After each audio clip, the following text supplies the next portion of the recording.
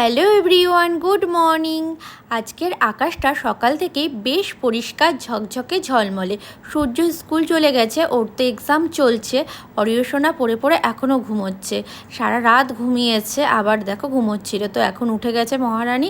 আমি চাদরটাও চেঞ্জ করে নিলাম বিছানার, কেননা আমার আবার দুদিন ছাড়া ছাড়া চাদর না চেঞ্জ করলে আমার যেন ভালোই লাগে না। আজকে ব্রেকফাস্টে ওই আম আর চিড়া ভিজিয়ে রেখেছিলাম, চিড়া আর টক দই দিয়ে খাওয়া হবে। আর এই যে এনেছে হচ্ছে আজকে মাছের মাথা, মাছের ডিম আর অরিয়সোনার জন্য চিকেন।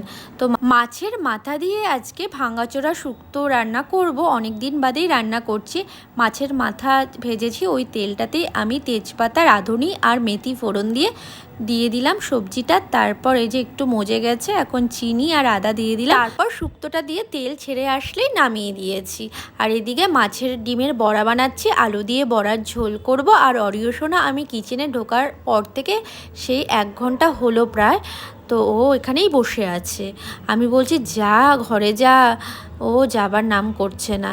তো যাই হোক, অরিয়সোনার খাবারটা বসিয়ে দিয়েছিলাম, আমার রান্না এদিকে কমপ্লিট।